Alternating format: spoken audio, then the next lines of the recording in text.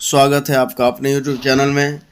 शिक्षा रोजगार से जुड़ी बड़ी खबरों के लिए मेरे चैनल को सब्सक्राइब कीजिए, लाइक कीजिए, कमेंट कीजिए, शेयर कीजिए। अवसर राज्य के 28,140 स्कूलों में होगी तैनाती। मध्य विद्यालयों में रात्रि प्रहरी की बहाली होगी।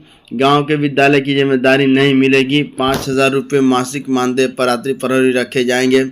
चोरी होने पर जिम्मेदारी एजेंसी की होगी। रात्रि प्रहरी की सेवा के दौरान यदि किसी प्रकार की चोरी होती है तो इसकी सारी जिम्मेदारी संबंधित एजेंसी की होगी। शिक्षा विभाग पदाधिकारी एजेंसी के मासिक बिल से चोरी हुए सामान के समतुल्य राशि की कटौती करेगा। इस राशि से चोरी हुई सामान की खरीद की जाएगी। विभाग की सलाह सफाई कर्मी और रसोइयों को ही प्रहरी बनाना होगा बेहतर। यह शिक्षा विभाग का सलाह है कि विभाग की सलाह सफाई कर्मी और रसोइयों को ही प्रहरी बनाना होगा बेहतर। माध्यमिक विद्यालयों में भी यही व्यवस्था होगी। विभाग ने जारी आदेश में कहा कि राज्य के 5,921 माध्यमिक विद्यालयों में पूर्व से रात्रि प्रहरी की व्यवस्था है। इसके बाद इन विद्यालयों में सामान उपस्कर की चोरी होने की शिकायतें प्राप्त होती हैं। ऐसे में यह उचित होगा कि इस रात्रि प्रहरियों की सेवा भी उन्हीं हाउस कीपिंग एजेंसी के माध्यम से ली जाएगी ताकि संबंधित एजेंसी से जिम्मा ले सके। कोई सामान चोरी होती है तो उसकी भरपाई उनके मासिक बिल से की जाए। दूसरे विभागों की एजेंसी से भी खरीदे जाएंगे बेंच डेस्क। 5 लाख तक बेंच डेस्क खरीद सकते हैं। स्कूलों के प्रधानाध्यापकों को मिला यह अधिकार। स्कूलों में जल्द बेंच डेस्क की खरीदारी को लेकर शिक्षा विभाग ने प्रधानाध्यापकों को नया अधिकार दिया है। विभाग ने कहा है कि प्रधानाध्यापक दूसरे विभागों द्वारा चिन्हित एजेंसी से भी बेंच डेस्क और टेबल की खरीद कर सकते हैं। विभाग ने सभी डीओ को निर्देश दिया है कि आदेश का पालन सुनिश्चित कराएं। विभाग का लक्ष्य है कि स्कूलों में कोई भी बच्चा नीचे बैठकर बीएड संयुक्त प्रवेश परीक्षा को दे सकते। 3 शहरों का विकल्प। राज्य के 11 शहरों में 25 जून को होगी संयुक्त प्रवेश परीक्षा।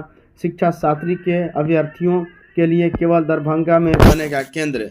2 वर्षीय बीएड कोर्स के लिए शुक्रवार से ऑनलाइन आवेदन शुरू होगा। 25 जून को सूबे के 11 शहरों में बीएड की प्रवेश परीक्षा आयोजित की जाएगी। इसमें अभ्यर्थी किसी भी 3 शहर का विकल्प दे सकेंगे।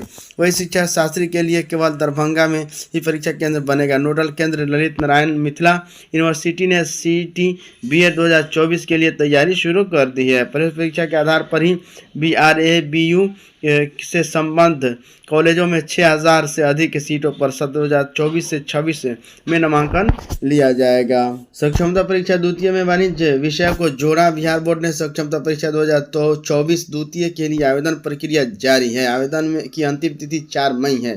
इस बीच गुरुवार को बोर्ड ने कहा कि सक्षमता परीक्षा द्वितीय में 9वीं से 10वीं कक्षा के लिए वैकल्पिक समूह में वाणिज्य विषय कोड 120 को शामिल किया गया है। इस विषय में आवेदन पत्र भरने एवं परीक्षा शुल्क जमा करने की अंतिम तिथि 6 मई तक बढ़ा दी गई है। वेबसाइट हेल्पलाइन www.bsebsakshamta.com पर लॉगिन पर आवेदन कर सकते हैं। आईआईटी के 17,352 सीटों पर इस बार होगा एडमिशन। आईआईटी पटना 163वें स्थान पर पहुंचा।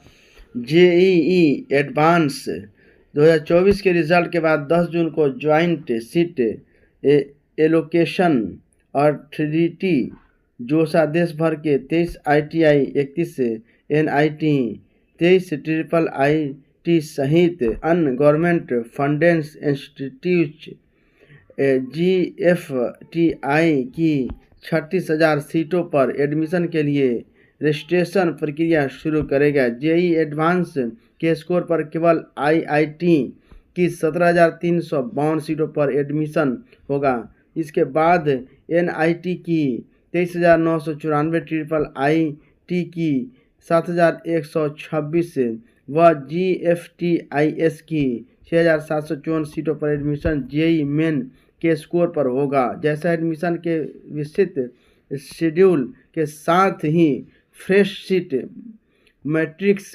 भी जारी करेगा। सीट मैट्रिक्स में कुछ सीटें बढ़ने की भी संभावना है। थैंक यू फ्रेंड्स, फिर मिलते हैं नए वीडियो के साथ। शिक्षा रोजगार से जुड़ी बड़ी खबरों के लिए मेरी चैनल को सब्सक्राइब कीजिए, लाइक कीजिए, कमेंट कीजिए, शेयर कीजिए।